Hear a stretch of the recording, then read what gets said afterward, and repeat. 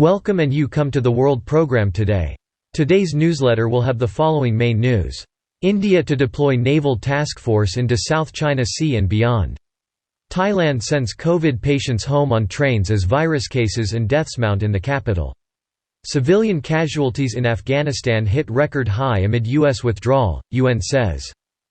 India to deploy naval task force into South China Sea and beyond.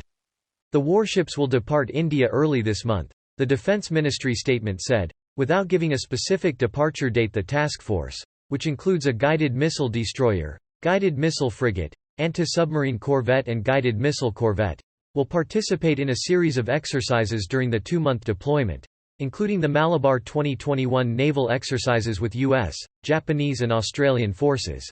In other bilateral exercises during the deployment, the Indian warships will work with naval units from South China Sea littoral states, including Singapore, Vietnam, Indonesia and the Philippines, the Defense Ministry said.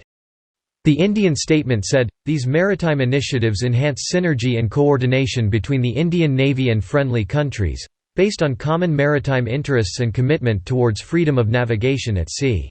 The South China Sea has become a hotbed of naval activity in recent weeks. Last week, a British aircraft carrier strike group transited the 1.3 million square mile waterway, while an American surface action group, and forces from China's People's Liberation Army staged exercises in it. The South China Sea has become a hotbed of naval activity in recent weeks. Last week, a British aircraft carrier strike group transited the 1.3 million square mile waterway, while an American surface action group, and forces from China's People's Liberation Army staged exercises in it. Colin Koh, a research fellow at the S. Rajaratnam School of International Studies in Singapore specializing in naval affairs, said the Indian deployment, a version of which he said is done annually, is India's most visible show of flag naval presence east of the Malacca Strait. But Koh said he doesn't expect the Indian ships to be confrontational, or undertake any freedom of navigation operations near Chinese-claimed islands in the South China Sea. The mere presence of the ships in the South China Sea, even if outside the 12 nautical mile limit of each Chinese-occupied feature, would have sufficed to meet New Delhi's strategic objectives of signaling its intention to remain engaged in the Western Pacific, Koh said. Thailand sends COVID patients home on trains as virus cases and deaths mount in the capital. Thailand is struggling to contain its worst COVID-19 wave of the pandemic, with hospitals in Bangkok becoming overwhelmed by a surge in cases and demand for beds greatly outstripping capacity. On Tuesday, a train carrying 135 migrant workers with mild or no COVID symptoms left Bangkok for the country's northeastern provinces, Thailand's Public Health Minister Anutin Charnvorakul said in a Facebook post. The train was set to drop patients off in 7 provinces, where they will be picked up by a team of doctors and nurses, and sent for isolation and treatment.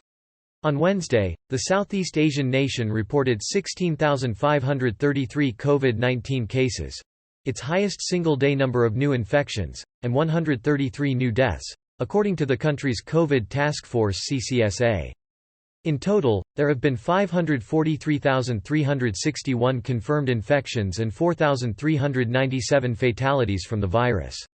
Voi se ca mak va tu vong jia tang du kak bien the moi. Bao gom ka chung delta duok zak din lan do tien o and du. Va trong boy gun tai la vak shin thap. Kak na chuk trak dang she dua de jiam bot gan nong cho he thong chom sok suk ko.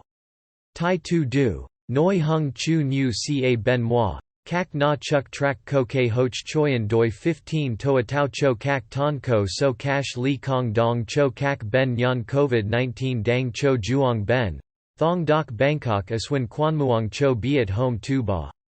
Kak toa tau choyan doi se ko 240 juong va du keen se di vau hot dong tu tu sao.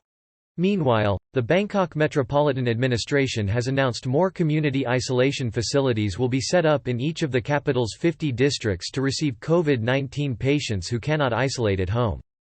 Sports stadiums, temples and private buildings have also been turned into coronavirus isolation wards.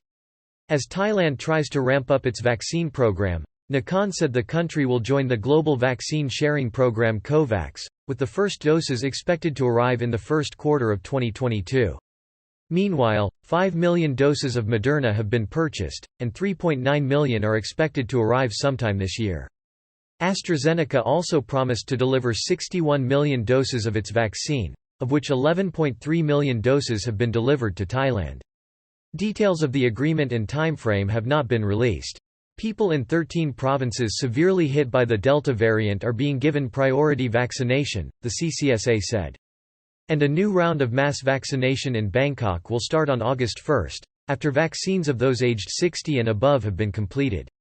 Bang Su Grand Station has been set up as Bangkok's central vaccination center, able to accommodate 20,000 vaccinations per day. Civilian casualties in Afghanistan hit record high amid U.S. withdrawal, UN says.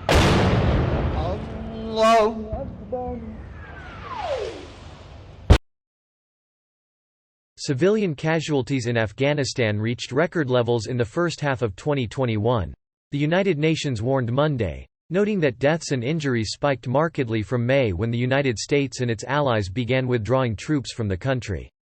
A spokesman for the Afghan Security and Defense Forces rejected the report's findings regarding civilians' casualties in a press conference on Monday, according to state-owned TV channel RTA. Taliban spokesman Zabihullah Mujahid also rejected the UNAMA report in a statement on Monday. Violence has surged across the country in recent months after the Taliban launched a sweeping assault just days after U.S. forces began pulling out after nearly 20 years in Afghanistan. According to the Long War Journal, which tracks territorial control in Afghanistan, by mid-July the Taliban had more than tripled the number of districts it controls, from 73 to 221, since mid-April. The U.S. has responded by ramping up American airstrikes in support of Afghan forces in recent days, and a top U.S. general said that would continue. The U.S. military carried out 2 strikes against Taliban targets on Thursday in support of Afghan forces in Kandahar province, multiple as defense officials said.